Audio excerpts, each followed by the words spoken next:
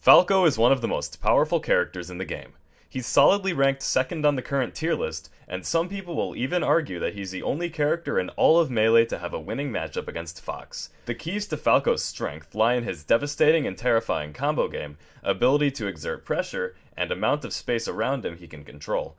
Though top-level players have all figured out how to play around Falco's powerful kit, mid to low-level players struggle a lot more.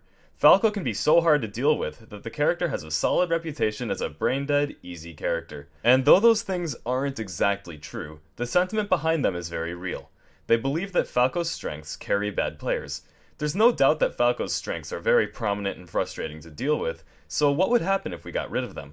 What would Falco look like as a bad character? It's pretty clear what people don't like about Falco, so it's pretty clear what his best strengths are. So let's do away with them.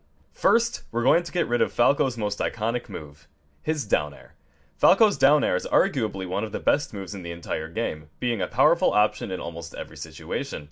Falco can use his down air to approach, control space, start, continue, and finish combos, kill early, and stuff approaches, among other things.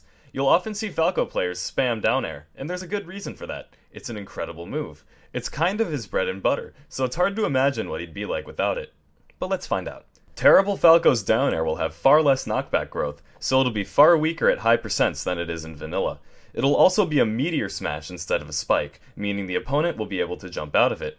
It will have a late hit that sends the opponent upwards and away, much like the weak hit in the PAL version of the game. And to finish it off, it will have 5 extra frames of landing lag when not L-cancelled, or 2 more frames of landing lag when L-cancelled. These changes take Falco's iconic, powerful down air and turns it into a far weaker move. So we're done there. Well, I guess while we're adding lag to moves, we'll add 3 frames of landing lag to the rest of Falco's aerials when not L-cancelled. But while we're talking about Falco's iconic moves, let's take a look at his lasers. Falco's lasers are terrifying. They have a little bit of knockback, so they stop Falco's opponents in their tracks. Since lasers can cut off a character's movement, they're essentially horizontal beams of stage control.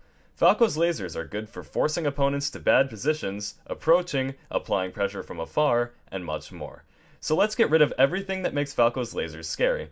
All we're going to do is remove the knockback. They can still force approaches because they're fast and they deal damage, and they still reset stale moves, but Falco can't take quite as much control with them.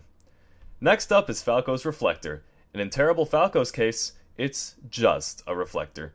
The frame 1 hitbox famous for pressure, starting and continuing combos, being a terrifying out of shield option, and almost all other things not reflecting will be removed. But it's okay, it can still reflect projectiles, and that's what it was meant to do. But without the hitbox, Falco loses one of his best tools in close combat. With both Shine and Down Air nerfed, Falco's famous Shine Down Air pressure is completely gone. His famous laser pressure is gone. He still has some aspects of his combo game, and he still has powerful moves, but most of what makes him a great character isn't there anymore. But let's put a little icing on the cake. Falco's recovery isn't particularly good. He has a few decent options to choose from, but he can't cover all that much distance, and he can very easily be gimped. There's really no good reason to nerf his recovery, but for the sake of making him that much more terrible, let's do it anyway. But we're not going to nerf the distance or the speed or anything like that. Instead, we're going to remove the hitboxes on both his side B and his up B.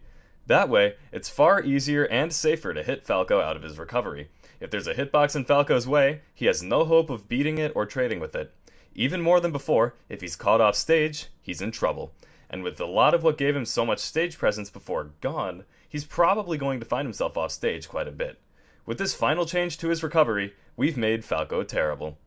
So let's see what the bird looks like without his wings. What can Falco do without many of the things that make him a great character? Instead of just talking about it, let's see some examples of Terrible Falco in action. Thank you guys for watching.